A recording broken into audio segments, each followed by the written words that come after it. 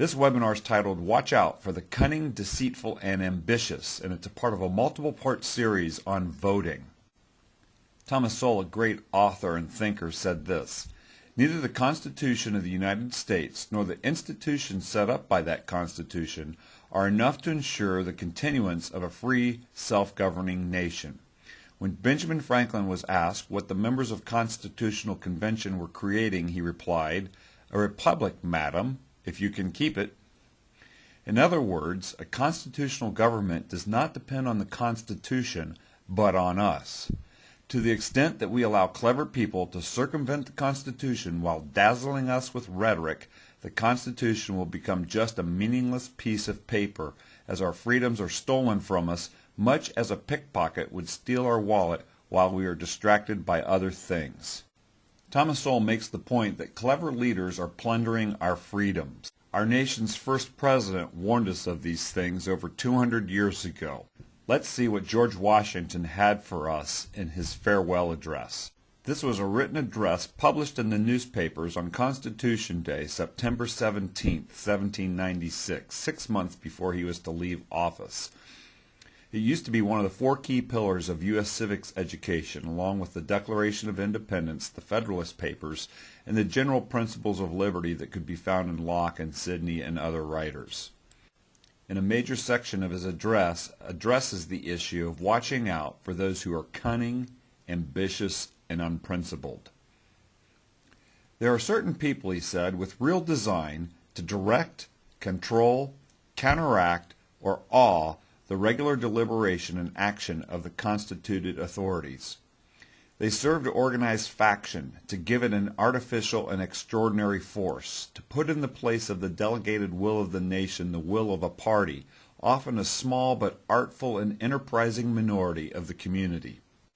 They are likely in the course of time and things to become potent engines by which cunning, ambitious, and unprincipled men will be enabled to subvert the power of the people, and to usurp for themselves the reins of government, destroying afterwards the very engines which have lifted them to unjust dominion. Well, in this short quote, Washington warns us of 5 things. First, there are cunning, ambitious, and unprincipled men and women who want to undermine the Constitution. There always have been and always will be. A small minority can displace the will of the people. They can make themselves appear to be in the majority. They usurp, that is to take illegally, power not delegated to them, and they end up destroying the very system that gave them power. How prophetic for Washington to utter these words. He had a salient mind and an ability to see forward into the future. He said that we need to resist these men and women and their ideas. Be sure that you not only steadily discountenance irregular opposition to its, that's the Constitution's, acknowledged authority, but also that you resist with care the spirit of innovation upon its principles, however specious the pretext, i.e. the doctrine of the living Constitution. Now, Washington uses 2 words here that I like to further define, specious and pretext. Specious is this: having the ring of truth or plausibility, but is actually misleading and deceptive, something presented as a truth that is actually a deception. Pretext: an effort or strategy intended to conceal something. Well, Washington's 3 main points are these. These type of people will use lies and deception to advance their cause. You need to resist these men and women, and you need to resist these ideas. So if it's during election season, these ideas need to be exposed and talked about. If it's during the government's operation, the same thing needs to be happen. These men and women and these ideas need to be resisted. Otherwise, the end result will be an individual or party becomes all-powerful.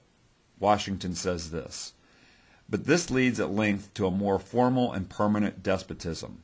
The disorders and miseries which result gradually incline the minds of men to seek security and repose in the absolute power of an individual, and sooner or later the chief of some prevailing faction."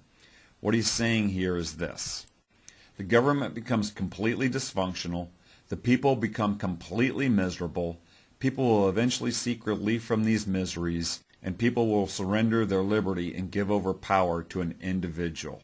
These are serious, serious consequences, and it makes me wonder why George Washington's farewell address is not studied anymore. A serious-minded voter and citizen with future generations in mind will do as we are instructed, that is to watch out for deceitful, cunning, and ambitious people. This is U.S. Civics Training. Thanks for listening.